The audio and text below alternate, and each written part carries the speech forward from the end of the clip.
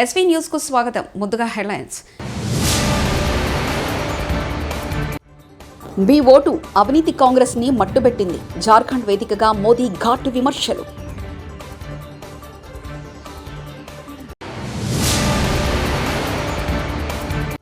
రేపు తెలంగాణకు రాహుల్ గాంధీ.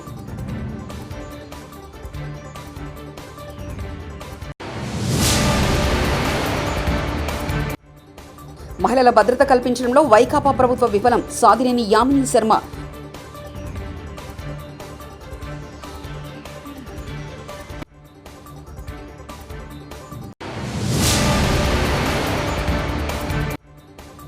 మీ బిడ్డ భూములు ఇచ్చేవాడే కానీ లాక్కునేవాడు కాదు. చంద్రబాబు మోసపూరిత మాటలు నమ్మకండి. సీఎం జగన్.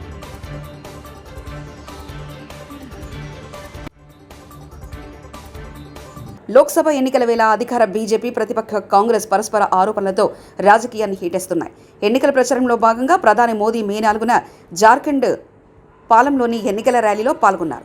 ఈ సందర్భంగా ప్రతిపక్ష కాంగ్రెస్, జేఎంఎం నేతలపై మోదీ విరుచుకుపడ్డారు. ఆయన మాట్లాడుతూ ఒక్క ఓటు అవినీతిమయమైన కాంగ్రెస్ని అధికారం నుంచి తొలగించేలా చేసిందని విమర్శించారు. అదే ఓటు దేశంలో ప్రజాస్వామ్యాన్ని పునరుద్ధరించిందని, జమ్మూ కాశ్మీర్లో ఆర్టికల్ 370 రద్దయ్యేలా చేసిందని, ఉగ్రవాదాన్ని తుడిచిపెట్టిందని అన్నారు. यही इनका असली चेहरा है. ये लोग समाज को बांटने के लिए, देश की एकता तोड़ने के लिए कुछ भी कर सकते हैं. मां भारती की रक्षा के लिए जो सीने पर गोली खाता है वो पहले भारतीय होता है. और ये आरजेडी के लोग उसे हिंदू मुसलमान की नजर से देखते हैं. मैं जरा हिंदू मुसलमान का बंटवारा करने वालों को पूछना चाहता हूं, क्या अब्दुल हमीद जी को हम इस शर्त इसलिए याद करते हैं क्योंकि वो मुसलमान थे? देश को इस दिशा में ले जाएंगे ये लोग.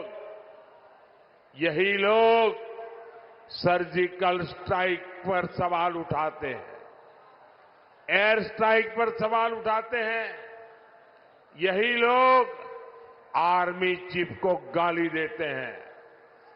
आखिर किसको खुश करने के लिए किसके इशारे पर ये बोला जाता है? देश सब देख रहा है, जनता है, सब कुछ जानती है. देशवासी सब देख रहे हैं. साथियों, आरजेडी का इतिहास सामाजिक न्याय का मुखौटा लगाकर हमेशा तुष्टीकरण करने का रहा है. जब गोधरा में कार सेवकों को जिंदा जलाया गया था, तब रेल मंत्री ये शाहजादे के बेटे थे जो सजा काट रहे हैं. తెలంగాణలో లోక్సభ ఎన్నికలకు మరో వారం రోజుల సమయం మాత్రమే ఉంది. దీంతో కాంగ్రెస్ పార్టీ ప్రచార జోరును మరింత పెంచింది. కాంగ్రెస్ అధిష్టాన పెద్దలతో ఎన్నికల ప్రచారాన్ని నిర్వహించేలా ప్రణాళికలు రూపొందించింది. ఇందులో భాగంగా కాంగ్రెస్ అగ్రనేత రాహుల్ గాంధీ, ప్రియాంక గాంధీలు తెలంగాణకు రానున్నారు. ఎన్నికలు దగ్గర పడుతున్న నేపథ్యంలో 2 సార్లు రాష్ట్రంలో రాహుల్ ఎన్నికల ప్రచారం నిర్వహించేలా కాంగ్రెస్ షెడ్యూల్ రూపొందించింది. లోక్సభ ఎన్నికలు దగ్గర పడుతున్న వేళ అభ్యర్థులు వినూత్నంగా ప్రచారం నిర్వహిస్తున్నారు. హైదరాబాద్ పార్లమెంట్ ఎంపీ అభ్యర్థి ఎంఐఎం అధినేత అసదుద్దీన్ ఓవైసీ కూడా నియోజకవర్గంలో విస్తృతంగా పర్యటిస్తున్నారు. ప్రచారంలో భాగంగా ఆయన మే 4న ముసారాంబాగ్లో కలియదిరిగారు. స్థానికులతో మాట్లాడుతూ వారి సమస్యలు తెలుసుకుంటూ ముందుకు సాగుతుండగా ఆసక్తికరమైన సన్నివేశం జరిగింది. ఆయన తన పర్యటనలో భాగంగా ఆంజనేయ స్వామి గుడి పక్క నుంచి వెళ్తున్నారు. చంద్రబాబు ల్యాండ్ టైటిలింగ్ యాక్ట్ని తెలుసా? దీని అర్థం భూముల మీద సంపూర్ణ హక్కులకు రైతులకు ఉండేలా చేసిన చట్టం పేరే ల్యాండ్ టైటిలింగ్ యాక్ట్. రాబోయే రోజుల్లో ఈ చట్టం గొప్ప సంస్కరణ అవుతుంది. ఈ రోజుల్లో భూ వివాదాలు పెరిగి రైతన్న కోట్ల చుట్టూ, అధికార చుట్టూ తిరగాల్సి వస్తుంది. మీ బిడ్డ రాబోయే రోజుల్లో ఏ రైతన్న ఇబ్బంది పడకుండా ఉండేందుకు వారికి సంపూర్ణ హక్కులు కల్పిస్తూ, భూ వివాదం ఉంటే ప్రభుత్వమే గ్యారంటీ ఇస్తూ వివాదం లేకుండా చేసే సంస్కరణ తీసుకురావాలని, ఎటువంటి వివాదం లేని టైటిల్ ప్రతి ఒక్కరికి ఇవ్వాలని మీ బిడ్డ లక్ష్యమంటూ జగన్ చెప్పుకొచ్చారు. దాన్నే ల్యాండ్ టైటిలింగ్ యాక్ట్ అంటారు. చంద్రబాబు ఫస్ట్ అది తెలుసుకో అని అడుగుతా ఉన్నా. ఈ ల్యాండ్ టైటిలింగ్ యాక్ట్ అన్నది రాబోయే రోజుల్లో ఒక పెద్ద సంస్కరణ అవుతుంది. ఎందుకంటే ఈరోజు ఏ భూమి ఎక్కడ కొనాలనుకున్నా కూడా ఆ భూములన్నిటిలో కూడా ఈరోజు వివాదాలు ఉన్నాయి. ఆ భూముల్లో ఎక్స్టెంట్ అన్నా తక్కువ ఉంటుంది, సబ్ డివిజన్ అన్నా జరగకపోయి ఉంటుంది, సర్వేలన్నా జరగకపోయి ఉంటాయి, రికార్డులన్నీ అప్డేట్ కాకపోయి ఉంటాయి. వీటి అన్నిటి వల్ల భూ వివాదాలు పెరిగి ఇవాళ రైతన్నలు ప్రజలు అందరూ కూడా కోర్టుల చుట్టూ తిరిగే కార్యక్రమం, అధికారుల చుట్టూ తిరిగే కార్యక్రమం జరుగుతూ ఉంది. మీ బిడ్డ రాబోయే రోజుల్లో చేయాలనుకునే సంస్కరణ ఏమిటి అంటే ఏ రైతన్నా కూడా ఏ ఒక్కరైనా కూడా వాళ్ళ భూముల కోసము ఎవరి చుట్టూ తిరగాల్సిన పని ఉండకూడదు. ఏ కోర్టుకు వివాదాలకు సంబంధించిన ఏ కోర్టుకు వెళ్లాల్సిన పరిస్థితి ఆ భూముల మీద వాళ్ళకు సంపూర్ణ హక్కులు వాళ్లకు కల్పిస్తూ ఆ భూముల మీద ఏదైనా వివాదం ఉంటే ఆ వివాదాన్ని గవర్నమెంట్ గ్యారంటీ ఇస్తూ వివాదం లేదు ఈ భూములు అని చెప్పే ఒక సంస్కరణ తీసుకుని రావాలని మీ బిడ్డ ఆలోచన. టైటిల్ ఇన్సూరెన్స్ కూడా చేసి ఎటువంటి వివాదము లేని టైటిల్స్ ప్రతి ఒక్కరి దగ్గర ఉండాలి అనేదే మీ బిడ్డ లక్ష్యం. కానీ ఇది జరగాలి అని అంటే రాష్ట్ర వ్యాప్తంగా జరుగుతూ ఉన్న సర్వే పూర్తి కావాలి. ఈరోజు మీ బిడ్డ 100 సంవత్సరాల క్రిందట జరిగిన సర్వేను మళ్ళీ మీ బిడ్డ ప్రతి ఎకరాను కూడా సర్వే చేయిస్తూ ఉన్నాడు రైతుల కోసం. ప్రతి రైతన్న దగ్గర ప్రతి ఒక్కరి దగ్గర వాళ్ళ భూములకు సంబంధించిన పక్కా రికార్డులు ఉంటాయి. సర్వే చేసిన భూమి ఉంటుంది, సరిహద్దులు పాతిన భూములు ఉంటాయి, రికార్డ్స్ అన్ని అప్డేట్ అయిన భూములు ఉంటాయి, సబ్ డివిజన్ జరిగిన భూములన్నీ కూడా పూర్తి హక్కులతో ఆ రైతన్నులకు ఆ పేదలకు వాళ్ళందరికీ కూడా వాళ్ళ దగ్గర ఉంటాయి. అటువంటి పరిస్థితిలో ఆ పరిస్థితి వచ్చిన తర్వాత ఈ ల్యాండ్ టైటిలింగ్ యాక్ట్ తీసుకొని వచ్చి ఏ స్థాయిలోకి తీసుకొని పోతామోనంటే ఆ భూములకన్నిటికీ వివాదాలు ఏదైనా వస్తే ప్రభుత్వం గ్యారంటీ అని చెప్పే పరిస్థితిలోకి తోడుగా ఉండే కార్యక్రమమే ఈ ల్యాండ్ టైటిలింగ్ యాక్ట్ అన్నది. వైకాపా పాలనలో మహిళలకు శాంతి భద్రతలు కరువయ్యాయని భాజపా నాయకురాలు సాధినేని యామిని శర్మ విమర్శించారు. విజయవాడలోని భాజపా కార్యాలయంలో కూటమి నేతలతో ఆమె ప్రత్యేక సమావేశం నిర్వహించారు. సీఎం నివాసానికి సమీపంలో అఘాయిత్యాలు జరుగుతున్నా నిందితులపై కఠిన చర్యలు తీసుకోలేదని మండిపడ్డారు.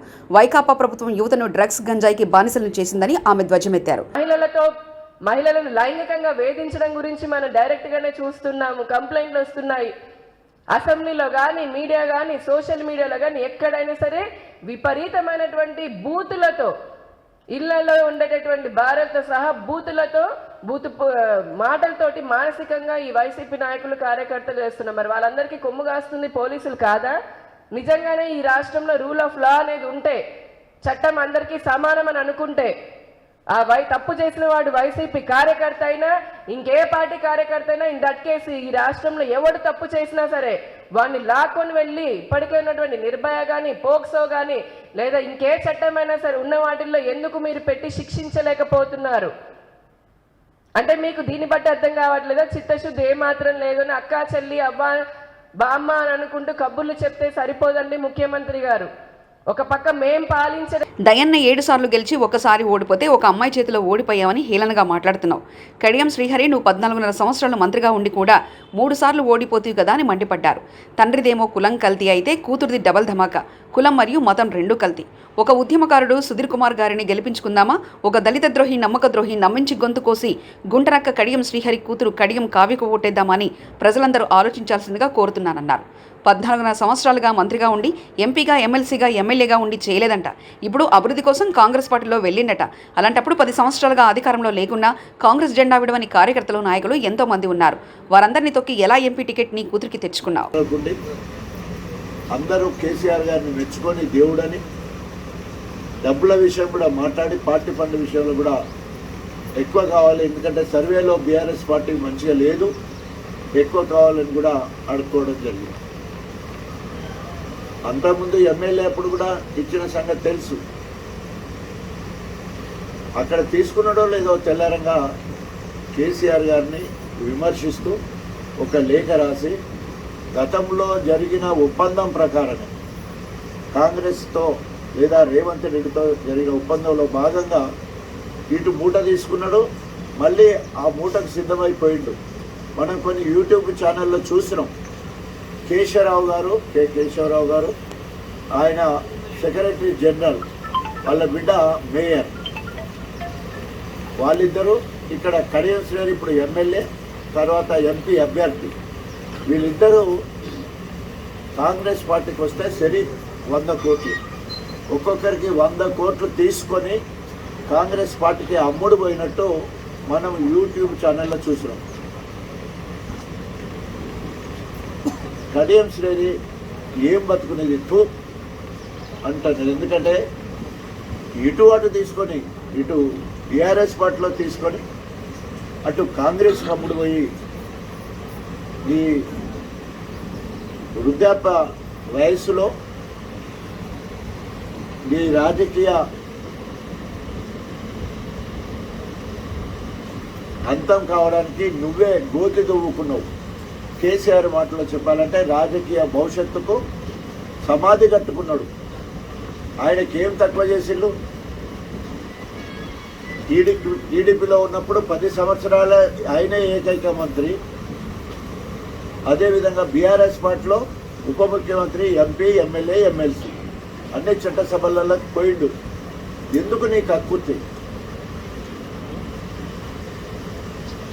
జిత్తుల మారి నక్క లెక్క, ఊసర వెల్లి లెక్క అందరూ. సంగారెడ్డి జిల్లా పటాన్చెరు నియోజకవర్గం Tellapur municipal councillor Bharath Congress party ప్రజా పాలన అభివృద్ధి పథకాలను హర్షిస్తూ తెలంగాణ రాష్ట్రం దేవాదాయ అటవీ శాఖ మంత్రివర్యులు కొండా సురేఖ ఆధ్వర్యంలో డీసీసీ ప్రెసిడెంట్ నిర్మలా జగ్గారెడ్డి, పటాన్చెరు నియోజకవర్గ Congress party incharge Kata Srinivas Goud, Neelamadhu, Patancheru assembly coordinator Shyam Goud సమక్షంలో కాంగ్రెస్ పార్టీ కండువా కప్పుకొని పార్టీలోకి చేరారు.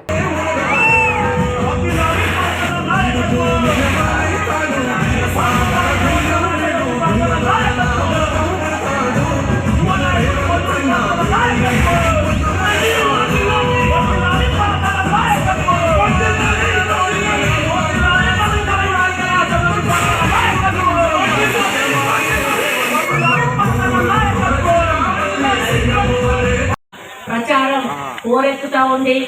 మరి మన పార్లమెంట్ ప్రత్యేకమైంది, మెదక్ పార్లమెంట్. ఇక్కడ ఇందిరాగాంధీ లాంటి మహానేతలు నిలబడి ప్రధానమంత్రి స్థానంలో కూర్చున్నటువంటి వ్యక్తి ఇందిరాగాంధీ గారు. ఆమె ఉన్నప్పుడు మెదక్ను ఎంతో అభివృద్ధి చేసిన విషయం మనందరికీ కూడా తెలుసు. ఆ తర్వాత మన ఇక్కడ ఏదైనా అభివృద్ధి జరిగిందంటే కేవలం రాజశేఖర రెడ్డి గారు ఉన్నప్పుడు మాత్రమే జరిగింది తప్పితే ఏ ఒక్కరు కూడా ఈ పార్లమెంటును కానీ ఈ నియోజకవర్గాలను కానీ పట్టించుకోలేదని చెప్పి నేను గంటా పదంగా చెప్పగలను. దాదాపుగా 25 సంవత్సరాల నుంచి కూడా ఇక్కడ కాంగ్రెస్ పార్లమెంట్ అభ్యర్థి గెలవకపోవడం కూడా ఒకందుకు ఇక్కడ అభివృద్ధి వెనుకబడడానికి కారణమని నేను చెప్పగలను. మరి ఈ నియోజకవర్గంలో గడిచిన పరిపాలన చేసినటువంటి ముఖ్యమంత్రి ఉన్నాడు, 9.5 సంవత్సరాలు మంత్రిగా చేసినటువంటి హరీష్ రావు గారు ఉన్నారు. అయినా కూడా ఇక్కడ పేదల సమస్యలు అయితే తీరలేదు. వాళ్లకు కావలసిన తెలంగాణ దేనికోసం కొట్లాడుకున్నారో ఆ తెలంగాణ వచ్చినందుకు వాళ్ళకి ఆ ఫలితం కూడా దక్కలేదు అని చెప్పి చెప్పాల్సిన అవసరం ఉన్నది.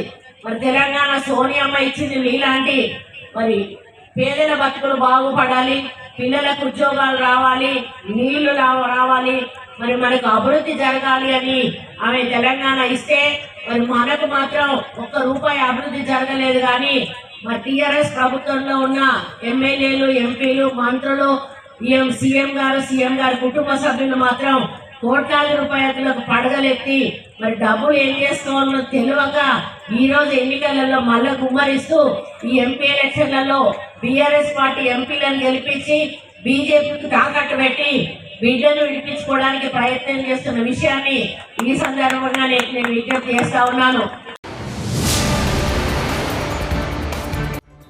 మీ ఓటు అవినీతి కాంగ్రెస్ ని మట్టుబెట్టింది. జార్ఖండ్ వేదికగా మోదీ ఘాటు విమర్శలు.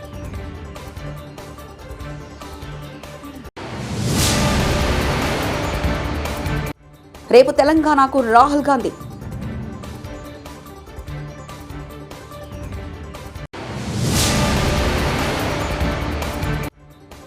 మహిళల భద్రత కల్పించడంలో వైకాపా ప్రభుత్వ విఫలం. సాధినేని యామిని శర్మ.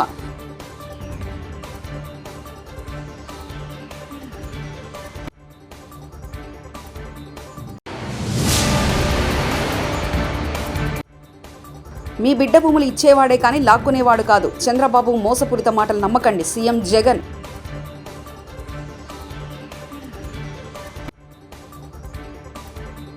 ఇవి బులెటిన్ విశేషాలు. చూస్తూనే ఉండండి ఎస్వీ న్యూస్.